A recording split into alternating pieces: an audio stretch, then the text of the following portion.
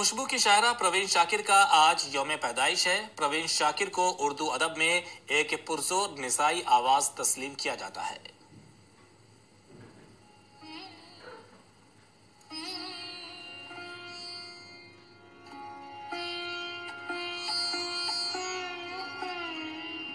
खूबखूब फैल गई बात शनासाई की, उसने खुशबू की तरह मेरी पसीराई की।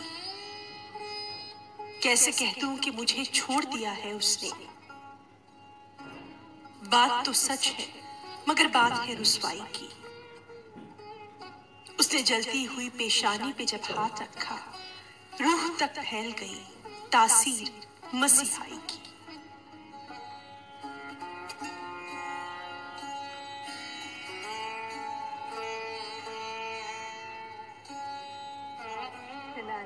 औरत और उसके जज्बात परवीन शाकिर की शायरी का महवर है। परवीन शाकिर निसाई एहसासात और जज्बात की तर्जुमान है। उनका कलाम शगुफ्तगी, बरजस्तगी और बेबाकी का हसीन इम्तिजाज है। बहुत सादा सी तराकीब थी उनकी, बहुत सादा से इसमें अल्फाज में वो माने कह जाते थे। जैसे हम कहते हैं मीर के यहाँ बहुत सादगी थी, लेकिन उनकी जो ज़िंदगी का दर्द और गम था उनके अंदर मिल जाता है।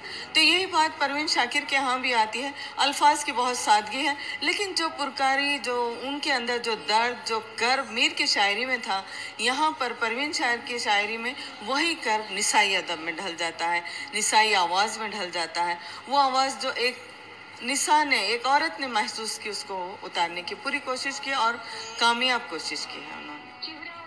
परवीन शाकिर ने 24 नवंबर 1954 को सैयद शाकिर हुसैन के घर में आंख खोली।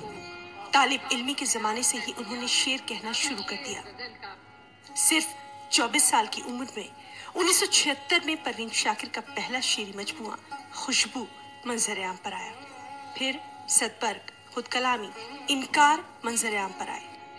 खुद कलामी पर परवीन शाकिर को प्राइड ऑफ परफॉर्मेंस और आदमजी अवार्ड से भी नवाजा गया।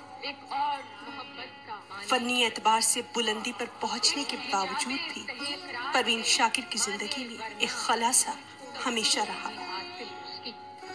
निस्वानी जज्बात, एहसासात और निजी सानहात का जिक्र उन्होंने जिस अंदाज में अपनी शायरी में किया है, उसकी मिसाल ताहाल मिलना मुश्किल है। उन्होंने अपने जज्बात या अपने तजुर्बात को इस तरह शेयर किया है, उसमें कहीं किसी भी जगह उन्होंने उन वाक़यात को, उन तजुर्बात को, उन एहसासात को छुपाने की कोशिश नहीं की, बल्कि फ़न के पर्दे में इब्हाम के ज़रिए इस्तिआराती अंदाज में अपने जज्बात का इजहार करती रहीं।